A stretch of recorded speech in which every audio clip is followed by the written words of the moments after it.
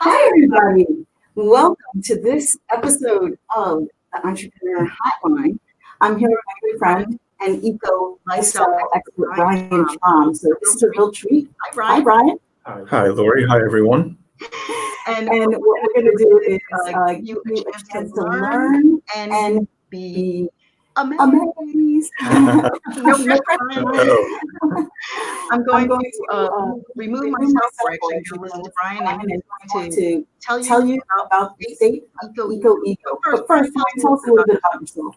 Well, at first, I'd like to say thank you for inviting me to present here and share some ideas with you all. I look forward to hearing from you later on if you have any questions or want some advice on some of the projects you're working on. I am an ecopreneur. I've been working with sustainability and green lifestyle, and have been an eco nerd for many, many years. My studies and work experience are more than 25 years. But really it started when I was a kid and was a bit of an eco activist even back then. I grew up in the 60s and 70s, so environment was a big thing back then, just like it is now. We knew a lot of the things back then that we do now. So it's interesting to be working with it as an adult on a professional level now, having gone a lot deeper into it. Right now I have a business called EcoEgo, and the name of my talk is The State of EcoEgo, but I'm not going to be talking so much about my business, but about how I do things, why I do the things I do, about the EcoEgo that I am. And I'll get back to that in a second. So I'd like to start off with a little exercise for those of you who are with us right now. I'd like you to close your eyes. And while your eyes are closed, I'd like you to picture your dream world, the perfect world. You can create it. How does it sound? How does it look? How does it feel? What's happening around you? How do we live? How do we move around? What does the sky look like? I'm going to give you just a couple of quiet moments here to contemplate that and picture your perfect dream world.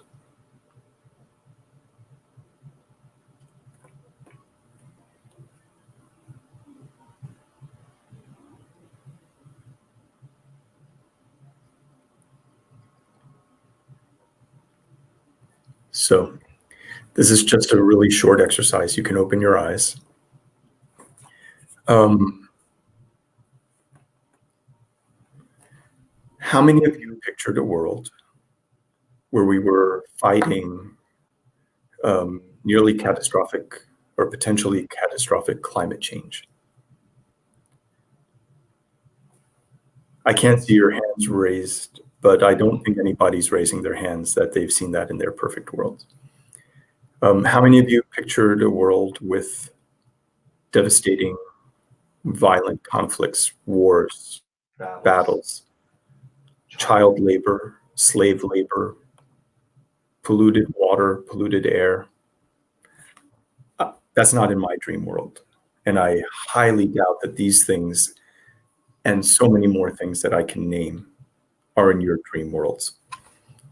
So I became an entrepreneur because I had a dream and a vision of a world I wanted to live in and wanted to do something about it.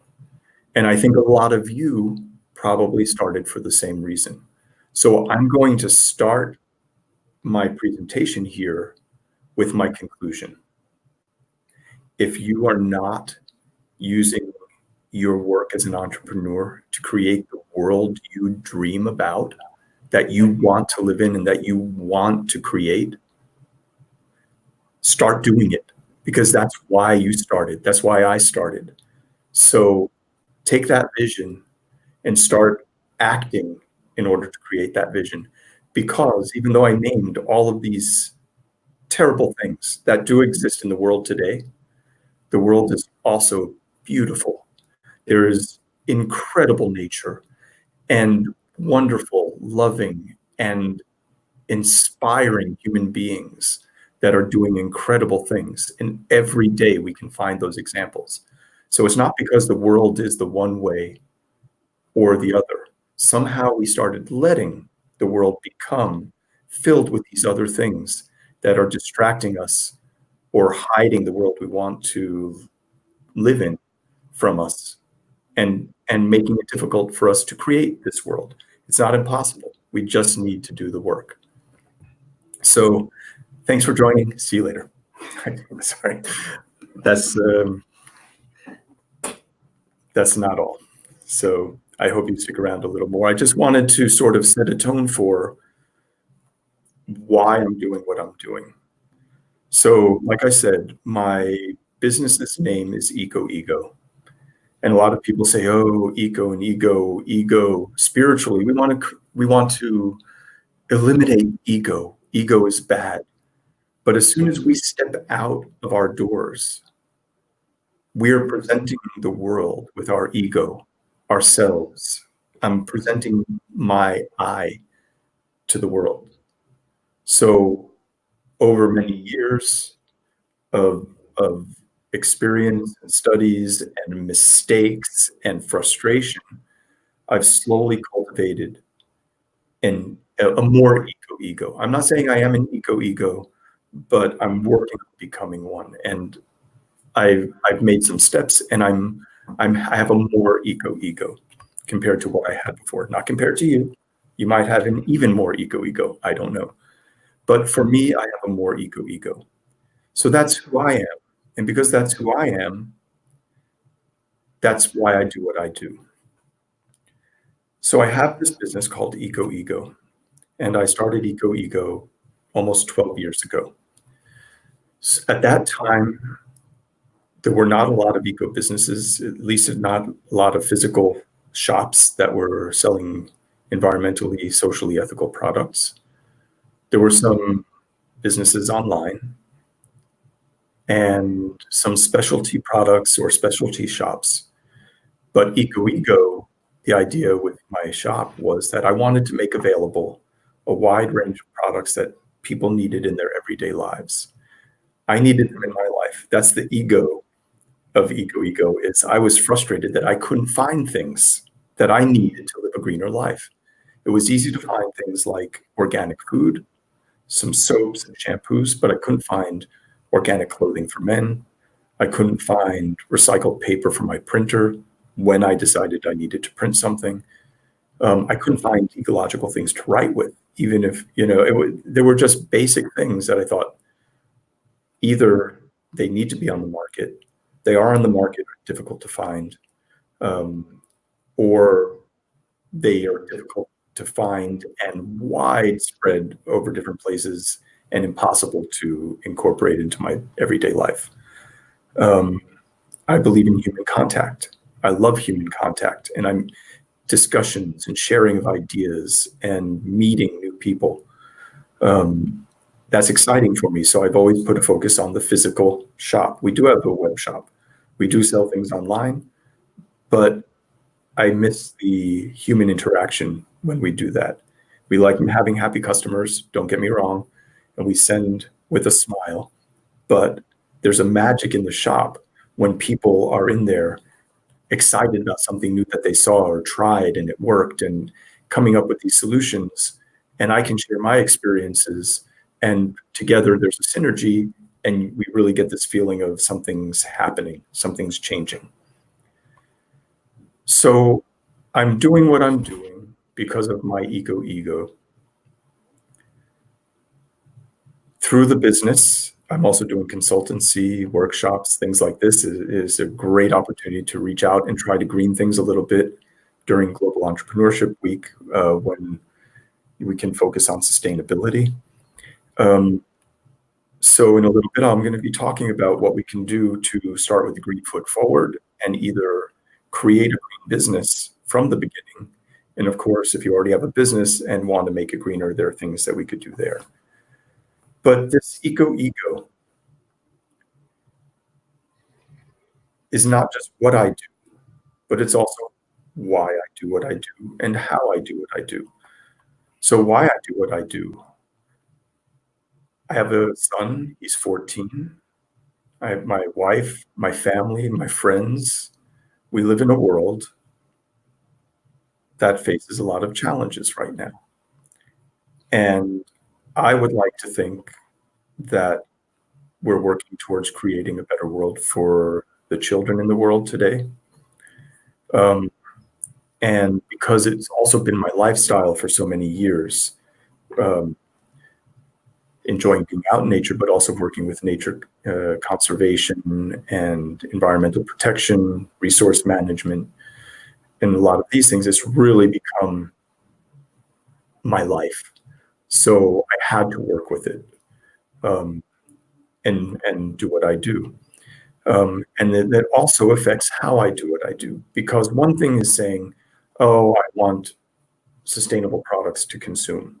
But if you're out there thinking that you want to, make your living selling things, be aware we cannot solve the world's problems by consumption. We overconsume the world's resources, and that's not sustainable. Even if it's green products, we can't overconsume them. The more we consume, the more we have to produce, even if it's eco-friendly. So we need to reduce our consumption. I say that as a shop owner. I have a shop that depends on selling products. The first thing I tell people when they ask me what's the green shopping tip, what's the best thing they can do, I say don't buy anything. And the number two tip is use what's already there. We have so many resources produced in products or as raw materials that are there. We need to recycle them, upcycle them, share things with your neighbors, repair things. This is what we need to do. And as a last resort, if we buy something new, we need to. It is a necessity for survival on this planet. There's only one future, it's green. If we consume something, we need to consume things that are produced and function in an environmentally friendly and socially responsible way. There's no other future. We're not all there yet. I'm not totally there yet. Nobody's perfect. We make mistakes. New things evolve that are better and make things go quicker in the direction. But we have to start right here and now. So how do I do what I do? Well, I have a shop that focuses on products and services that meet the same criteria I try to apply to my life, as eco-friendly and socially responsible as possible. And I run the business the same way. So the things we consume in the shop when we consume something meet the same criteria. All of our inventory in the shop, the furniture, the shelving, the lighting, it's all secondhand. The electronics we get and the appliances we use are either secondhand or as energy saving as possible, meeting environmental criteria as much as we can. So we're trying to apply these criteria to the way we run the business. At the same time, we want to have a socially responsible workplace. So you can't separate these things. For me, I'm starting a business from scratch. I'm thinking, what can I do with my products? Starts with the conceptual design of the products, just the dream of the product. How do you apply sustainability to that? What materials? What functionality? What do you do with the product when you're finished with it? What do you do with the waste? Does it create waste? Can it turn into biomaterial and fertilizer, or does it have to be recycled or upcycled? All these things from the start to the finish, if you're designing a product, need to be in place. If you're holding an event, you have meetings, you provide services for customers. What kind of products, what kind of environment are you providing? They should meet the same requirements. So all of this design and planning and strategy should be a part of your business from the start.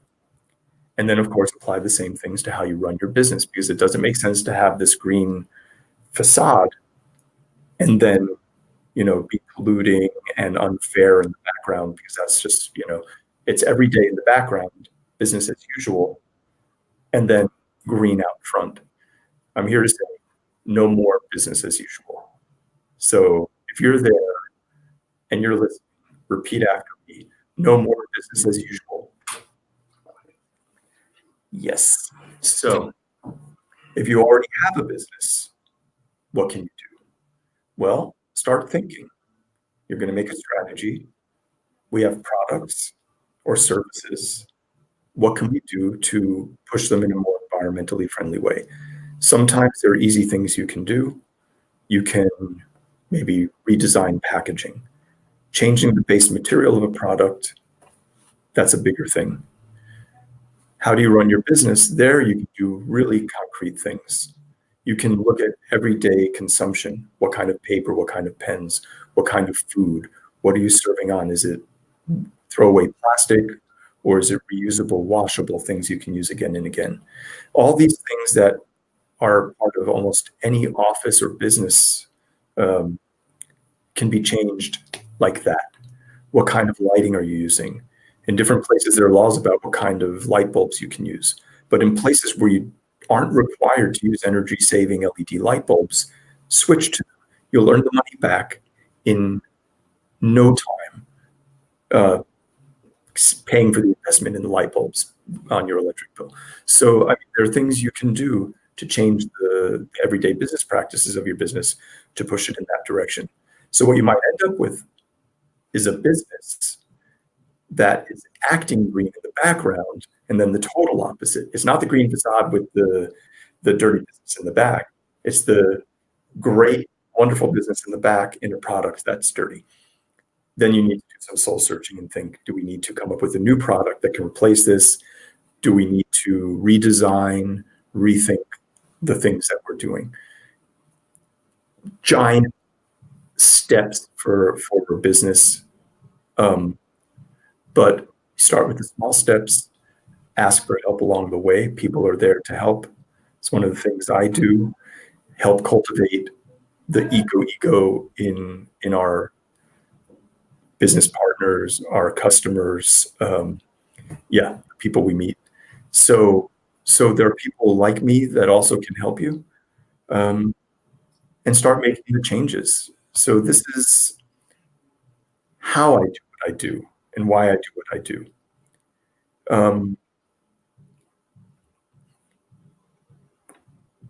We have to remember that this is a process. You know, things change over time.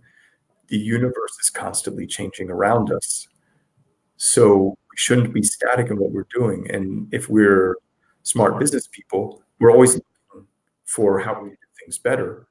So next time you sit at a meeting and think, how can we do things better? Think a little bit greener also. I'm going to be pushing this green direction because I really believe it's the only responsible direction to be moving in. And one way or another, we're all going to end up having to do it. So we might as well start now while we could get in early, and make these changes, and I believe help ensure our success in the business world of the future. One thing we have to remember is if we're doing this, talk about it. Let people know. Market survey after market survey shows that consumers want responsibility, ethical products, ethical production. They're seeking more and more environmentally friendly products, and they want transparency from the businesses they're doing business with. This is just statistics these days. So that being the case, if you're doing something good, talk about it. Let the people know. One of the things I was thinking about talking about was this idea of inclusion and exclusivity. You know, we want to be inclusive, yet we want to have something that caters to just the right customer base for us so we could be successful. And very few people can compete with Amazon or these big companies that just say, we're going to sell everything to everyone. I can't do that. So I had to find a customer base, but I wanted to be inclusive. So how do you do that? You know, I don't think inclusivity means everything for everyone. But I can tell you that we have these very strict criteria for what we allow in our business. And that makes a core customer base for us of a very specific group of people. But anybody is welcome to come into my business. It doesn't matter what your background is, what your beliefs are, you are welcome. We want this movement of greening the world to be for everybody. So if you have a different political opinion or religious belief or sexual orientation, I'm not going to exclude you based on that. We want everybody to be a part of this. So actually, one of the things I love the most about my business is this energy in the shop when you have like a young punk and an old grandma come in, and they're in the shop, and there could be a conversation that starts because someone's looking at this product and talking about that, and someone hears that and they go, oh, I was looking at that too. And then all of a sudden people from all these diverse backgrounds are coming in and having a dialogue and enriching each other's lives. That's inclusion. We're not trying to sell everything to everybody, but anybody interested in what we're doing is welcome. We're not going to change our criteria and sell products that don't meet our criteria just to be able to sell a lot of gadgets that are bad for the environment, but I can make a lot of money. I can tell you, because of these criteria, I've said no to things that would have been a brilliant maker, but I wouldn't be able to sleep at night.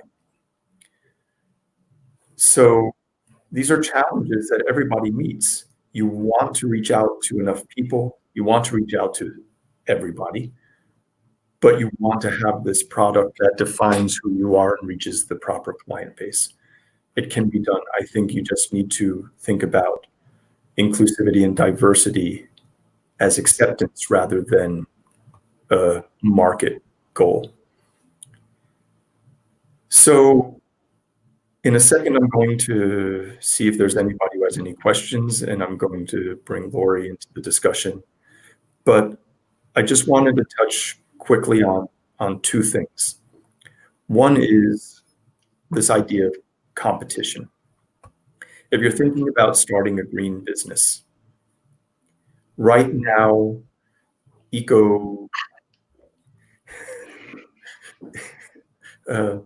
salute. Okay, I'm gonna let people in on a little secret here. Lori and I are actually in the same room. The room is set up so we have two completely different backgrounds, and it looks like we're two totally different groups.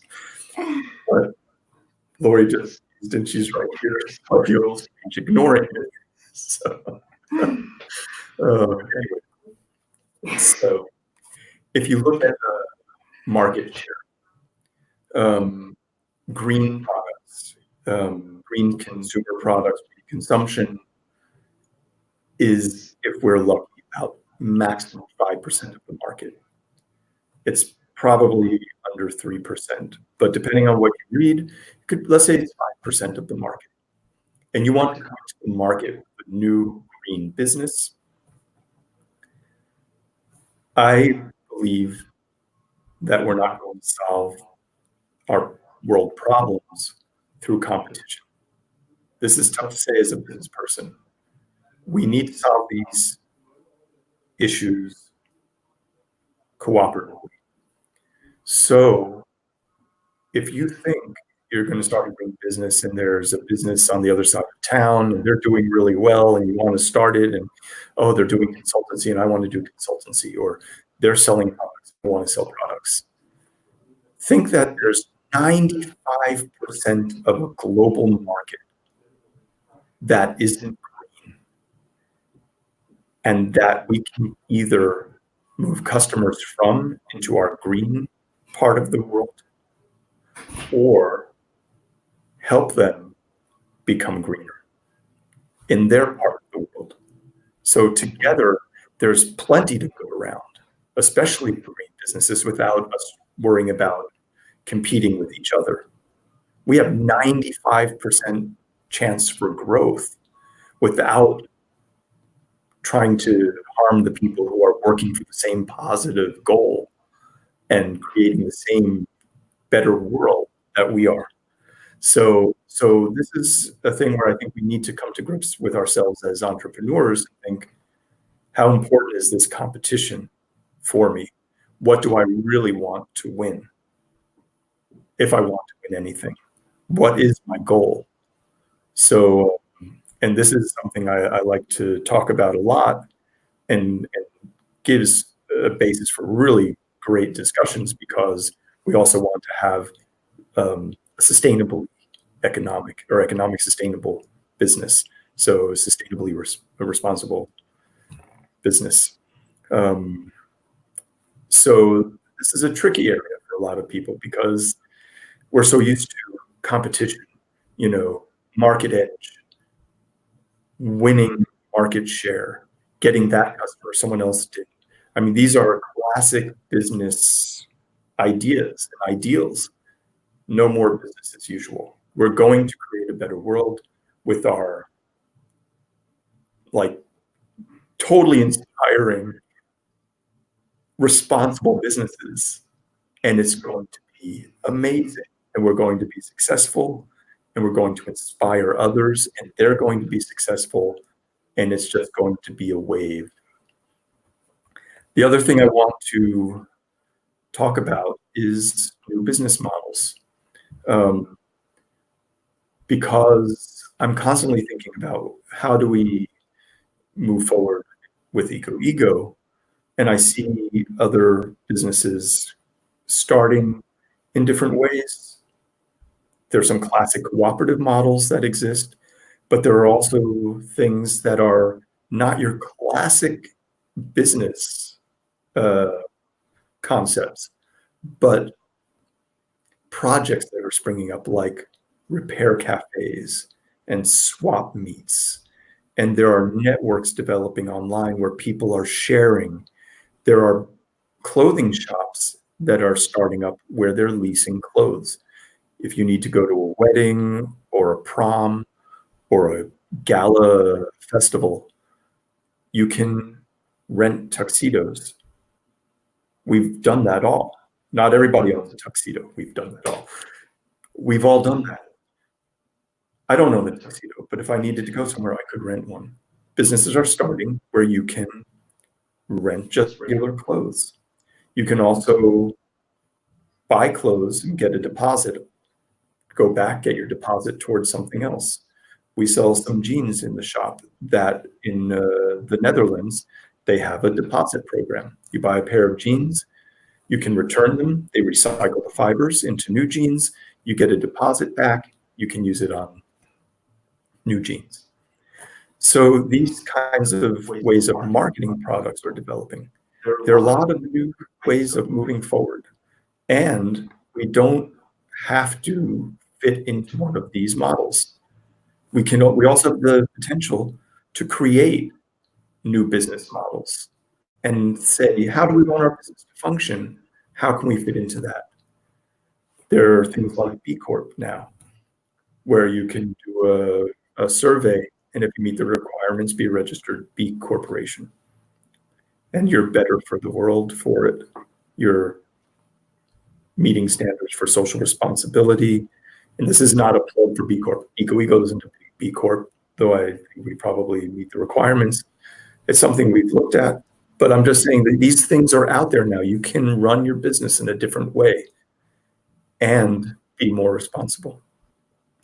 So I think I'm going to wrap up the official me blabbing on and on and on about things for forever. And I hope that I've inspired you a little bit to think in a greener way. I beg of you to push your business in a greener, more responsible direction. It's what we need of entrepreneurs. It's what we need of business people. And it's what we need as human beings on the planet. If you say, I want to, but I don't know what to do, get in touch with me find someone who can help you. We're here, we're available, and this is what we do. We want to help you be an ecopreneur or green your business or come up with a new innovative product. So reach out, get help, work together with those around you, seek experts in the fields that you're not an expert in, share your knowledge with people who can benefit from your expertise. And together we're going to make this world an even better place, because it is a good place already. Thanks. And Lori, I hope you're still here. I can see you're still here, but I hope you're still awake. Still here. And All right. Well, thank you so much, Bryan. And very welcome. very good tips. I look forward to going through the transcript and noting it down and being inspired even further. And I have the name up there, ecoego.dk. That's Bryan's workshop. I just want to let you all know, since now the page is up there, there's going to be a new page we're launching at the beginning of the year, which will also have a little more focus on the consultancy and workshops that we do. So right now it's really focused on the web shop, and it still will be a web shop, but the new one will look better, function better, and solve a lot of problems that I'm experiencing as a business person in my own business. So it will be an improvement for the service we also can provide for our customers, because when it comes down to it, that's what we want to do, is provide good service. So we'll be able to provide even better service. Perfect. Okay, I'm going to take this off so you can see. And I'm talking to Bryan Traum from EcoEgo, and you can see who I am in case you don't know. And I want to address some of these things about the EcoEgo. So yes. You and I had a sidebar, or actually a earlier discussion, yes, about the state of the EcoEgo and how 12 years ago, when I walked around the corner thinking, wow, it would be really great if there was like an eco lifestyle kind of store or whatever. Someone should really make something like that. Yeah. I had been following trends and thinking it was time, and bam, there was Bryan Traum. There was EcoEgo. There was Christine. That's my wife. Yes, just so you know. Hi, Christine. It was the beginning of a very fun ride for those of us, that Bryan and I have had a long history of collaborating and doing different things. You know, Bryan, at one point, do you remember I used to come in and I would tell you my eco sins? Yeah. I would confess my eco sins. We have a dressing room where people could try on clothes, and I thought about turning that into a eco confessional. Yes. Has a red curtain in front of it, but yeah, I remember that. And I mean, for me, it's interesting to see, the state of the EcoEgo. It's interesting to see how things changed from the day we opened, both in the shop, but also the customers and the consumer trends over the last 12 years. Because when I started, there was really nothing like what I was doing in Denmark. It's really difficult when you start getting into being the first here, the best there. I was inspired by things other people have done, and I just couldn't find it where I was and wanted to do it. So, I mean, I definitely wasn't the first with EcoEgo, because in 1995, I opened up an eco lifestyle store in the States on a smaller scale with a friend of mine. And that was way before. So, and I don't even think we were the first then. I don't know what was going on. We didn't have the internet. Well, wouldn't you say, actually, I'm going to jump in now, because I think the 70s was, I remember going to stores, not exactly like EcoEgo, but there was a big push in the 70s. That's the thing. I mean, I remember as a little kid going into a health food store with my family. And there were all kinds of, of course they were selling food, and there was bulk. You could weigh out your oats, weigh out your rice, and weigh out your pasta and beans. But there were also other things. I mean, the selection wasn't great because there wasn't a lot on the market at the time, but you could get things like candles and maybe a t-shirt and cards, and there were fair trade shops that were selling handcrafts from around the world made under fair trade conditions, not necessarily eco-friendly, but often recycled materials because people work with what they have. So there were all these things out there that were very grassroots, but they were there. But it was also very catered to a very specific customer base, and a lot of people didn't go to the health food store. A lot of people didn't go to a fair trade shop, It was a niche. Yeah. Um, and when we did the shop in 95, our idea was to reach out to a broader customer base because it was something that was needed. We needed to consume differently, consume less, and consume better. And the product selection, I mean, we found 2 brands of ecological clothing. And again, I'm sure there were more out there because now moving to Denmark, I know there were brands in Denmark doing similar things, creating organic textiles, but we didn't have the internet, so we couldn't search these things. And so how do you find out? We went to an eco expo in New York way before. This was still big, still necessary. It's even more necessary now. And two people making textiles. One made t-shirts, sweatshirts, and boxer shorts in very dusty natural colors. And the other one was a spree that came out with a few organic products, which we couldn't order because we weren't in a spree shop or a customer, and you had to order a year in advance. So we had these shirts. That was it. Move forward to 2008 when I opened Eco Ego.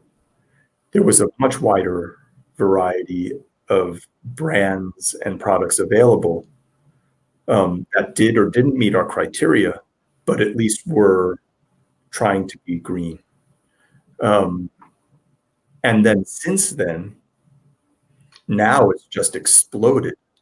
It's become like a smorgasbord of products that are presenting themselves as being green. It makes it difficult to choose. We have our criteria, and more, and I have to say, I mean, we do have some of the strictest criteria around, which is one of the reasons we have the customer base that we do and work with the companies that we do and organizations that we do, because we have these criteria. But that being said, there are a lot that don't meet our criteria and are still pretty green. But there's the challenge, and this is like the state of the Eco Ego. It's hard to sometimes tell the difference between green and greenwash. Every product has a footprint, but now it's such a trend that a lot of companies are making their products look green, even pushing it to making green claims when it really isn't. When I say green, I mean environmentally friendly and socially responsible. I don't think you can separate them. So I use green as sort of a term for responsible or ethical, because again, it's the same. If you're responsible for people, nature, the environment, animals. If you're ethical, it should be the same thing. So what do? The Eco Ego is harder to cultivate because you need to know more, because otherwise you end up in a situation grabbing something off the shelf because it looks like it should be okay. It says on the label it might be okay. They do it really well, so you think it says it is okay, but it only says it might be okay. You go home, you use it, you like it, and then maybe a year later you find out it wasn't okay, and then you feel like you can't trust anything.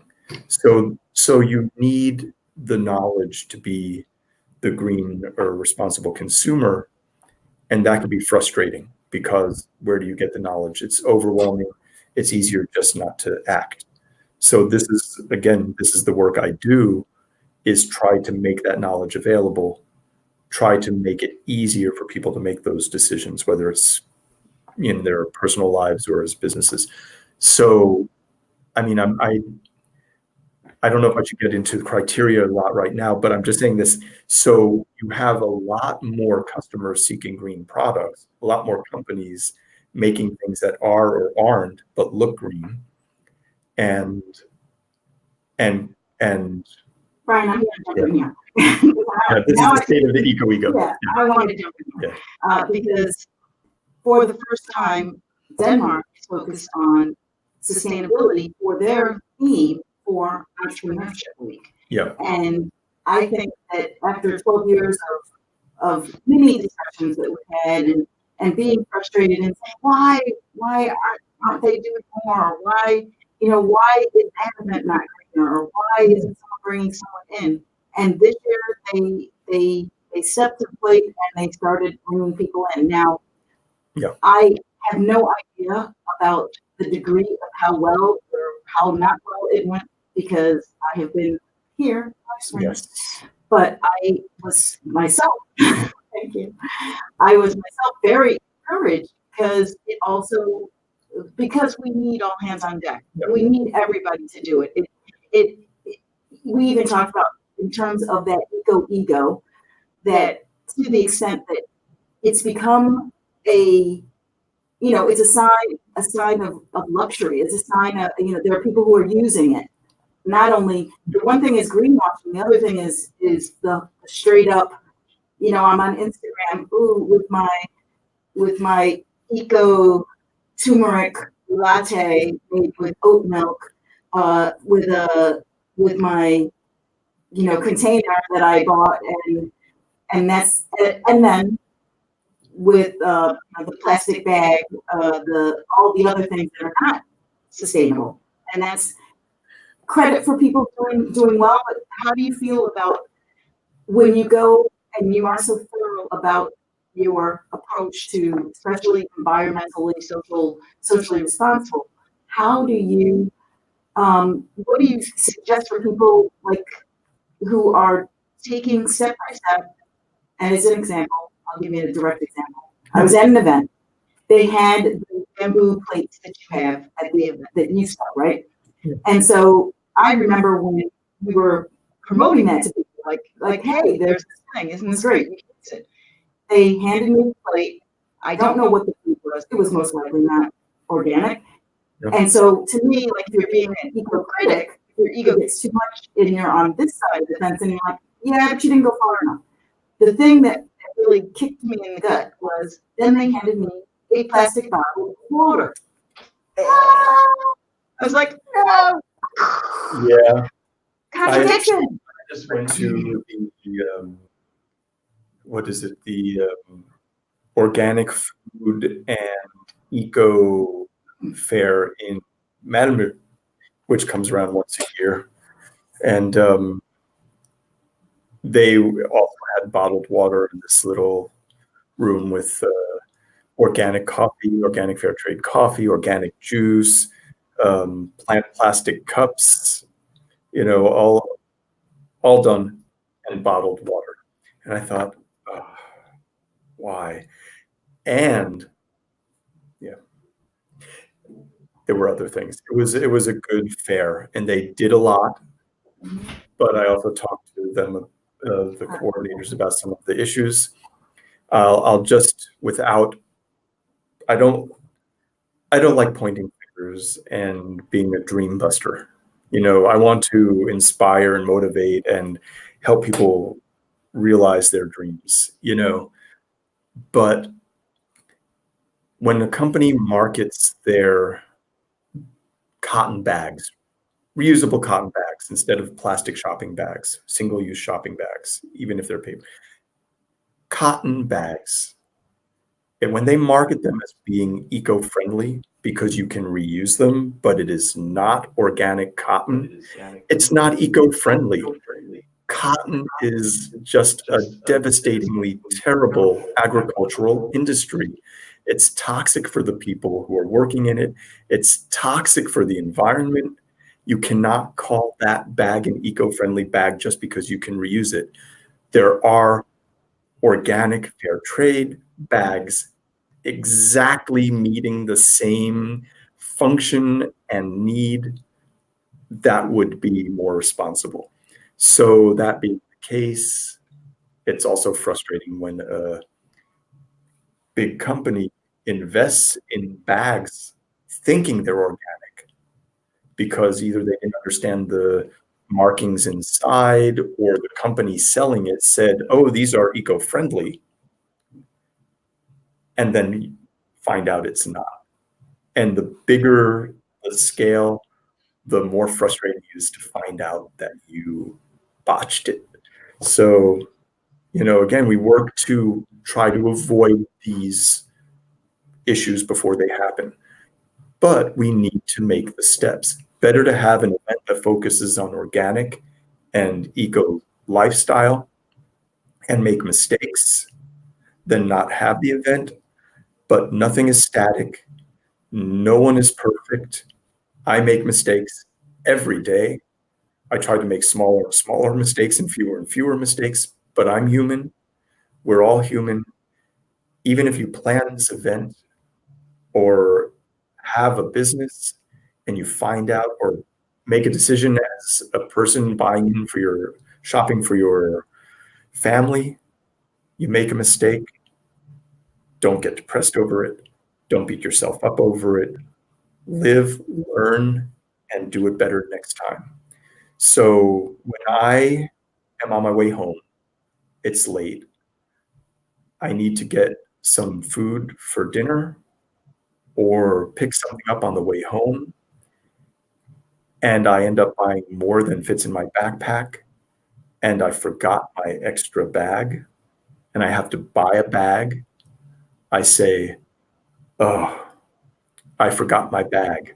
I buy a bag, preferably one of recycled plastic or one I can use again and again. But it's not an eco bag, it's just something I can live with now. I made a mistake. The next day I'm on my way home. I go shopping. I forgot my bag. I forgot my bag again. At some point, it's not excusable. At some point, I need to learn. I usually have my bag on me. What did I do to forget it? And why do I keep forgetting it? Maybe I don't always have my bag on me. I need to have my bag always on me. Make those changes, learn and grow and be a more ego, because then we're really creating change. Then we can accept that we made a mistake before and do it better and then solve the next mistake the next time. But I mean, we have to not be afraid of not being perfect because we're not perfect. And we have to not be made afraid of not being perfect by all the people who are out there making everything look perfect, but not showing you like the giant pile of recyclables that haven't been taken out to the container that are overflowing because you haven't had a chance to take it out and doesn't make your kitchen look very nice. The real green living, so the compost bag that you forgot to take out, so the bottom fell out because it decomposes, and then you have, food waste all over the place. Real things that happen because you're trying to do it, and it's not pretty, it's not perfect, but that's actually good things you can solve that. That's not doing something wrong. That's just not being perfect. Don't be afraid. Make mistakes. Please make mistakes. It means you're trying.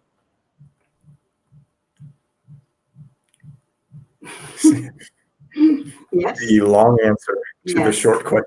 Yes. Well, it was just more that if we are aiming to empower people, and this hotline is all about, being a platform to help entrepreneurs, to give them guidance, to be a hotline who have questions. Some of the questions they might have are related to that's something that's coming up a lot. Just like you mentioned that entrepreneurship, I mean, that being eco-friendly or being sustainable. Being sustainable is an in thing to do right now. Yep. Much like entrepreneurship is an in thing to do right now. Combine the two. Yes. So, no shame in the game. It's okay. There should be plenty, like Bryan was saying, there's plenty of opportunity. There's plenty of space, and we need all hands on deck. So great.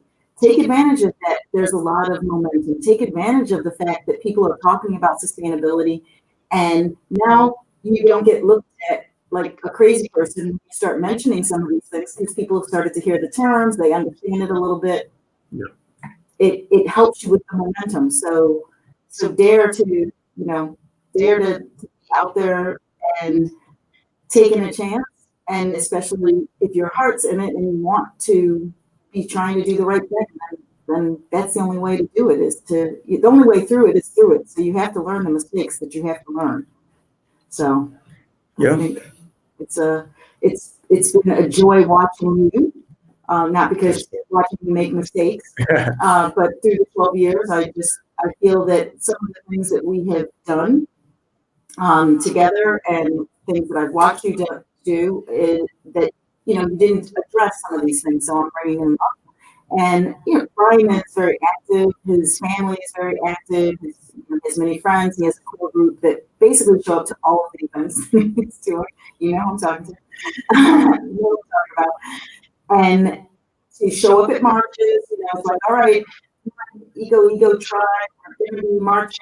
Come on, we're going to be, I remember Sam is his son, being a small, young lad, is, greenwashing is not good. It's not good, yeah. His little side. And these are the things that I was talking about, or actually we have all posts as in the different people that we've spoken through. One of the themes that's been coming back and forth has been integrity, has been authenticity, and what is so great that is part of your DNA. That is part of who you are and how you're doing your business to help guide the light for other people. So there are many people who started business. You support entrepreneurs. That's the other thing. You have helped into, I don't know if I can say you have launched businesses, but you've given people a platform to also try out their eco businesses. Yep. And help, do collaborations and that, I think the point that I'm trying to make, besides, making Bryan turn red, is that if you're out there, we talked about this yesterday, collaboration, finding your tribe, working together. Yesterday, Geraldine talked about women getting together and being able to support each other via LinkedIn.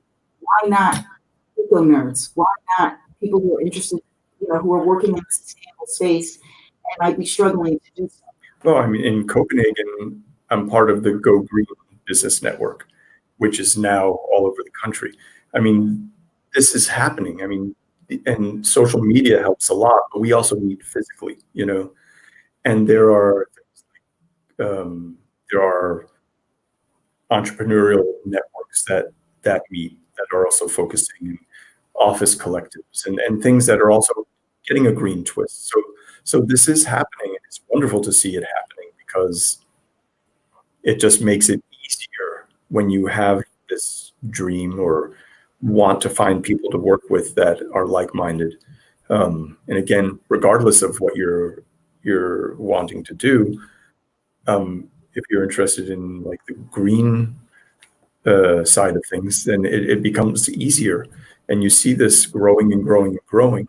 That being said, you can risk thinking that so much is happening because you work with it and you're always around people that are thinking that way, that you might relax or become complacent a little bit and think, either, well, you can burn out. That's one thing.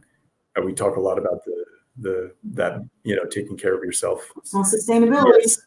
Yes. But you also might think, we're accomplishing so much, I can relax a little bit. that's okay. You need to relax. But then like when I bike home from work, I go down one main road and I'm like, oh my goodness, it's exactly the same. You know, there's not a lot that you can notice that has changed. It's business as usual. And that's all these businesses. And I started getting depressed over, wow, all those not organic apples or whatever, and how that one little shop has that. But think how many shops there are. And it's like, there's still so much to do. So opportunity. It's amazing. I think that on that note, Bryan, if there's any want to say, if you have any questions, if you have any comments, if you have them now, if you have them later, and feel free. This is going to be in the ether, in the atmosphere, all over. Write the comments, engage with us through social media, engage with Bryan at Ego, through the internet, through mobile, whatever is your device of preference, your platform of preference. I'm going to do a little plug and say that if you are interested in consultancy services, if you need help with a project or an idea, I will be offering a discount to people who come to me through, I don't know, not but I was going to say this platform, but I don't know if that's what you say, because I'm so not a you can just say the name, the Entrepreneur Hotline. Yes. And for those of you who have been following us, this is a labor of love. It is a pilot project. We are testing it out. We are taking the opportunity to basically use it as a lab that everyone can watch. So welcome to my failures. Welcome to my vulnerability, to the times where I have been in the middle of the night and not had the microphone on and done presentations and all of those good things, to 70 hours on air and being a little crazed. All of that is there because that is purposeful. Because the thing about talking about trying to be perfect or not, we're pulling the curtain back and we're doing the thing because it's something that we are passionate for, something that we wanted to do. Especially, I'm saying we, especially me, because Bryan was 5 years ago when we did Big Lab. He was also one of the speakers, and that was 168 straight hours. And we've done quite a few things. I love entrepreneurs. I love to support them as much as I can. And when this is finished tomorrow at 6 p.m. our local time, it is not finished. This part of it is finished. The experiment part that we are going to be evaluating, and it will be out there for you. It's a gift. This part is the gift. We are taking the information and curating it. So we'll be transcribing the talk, and we will be curating everything so that it's easier to digest, because most people don't have 150 hours to listen to live stream. And as fascinating as I'd like to think I am, and I know a lot of you know me and know that I like to talk, I don't think anybody can handle it. So, Bryan, thank you so much. Thank you. Please. Thanks everybody for planning this great event, and thanks for having me. Yes, you are welcome. So we're gonna go out, and then I'm gonna go into another room because I'm still with you the next few hours. I have another presentation, and with Rasmus, who I'm saying this while Bryan's on camera because Rasmus and Bryan and I have also collaborated. We did for Earth Day and Ego's birthday, incidentally, April 22nd of this year. We did a podcast to commemorate and to discuss, the state of sustainability and Earth Day and things that we felt were, good initiatives and things. So it's going to be interesting. It's basically Copenhagen night. We're live. We're literally right across from each other at the table, and I'm actually going to try something new to test during this hour. Maybe we're going to have a little bit of pizza over here, Prosecco. Yes.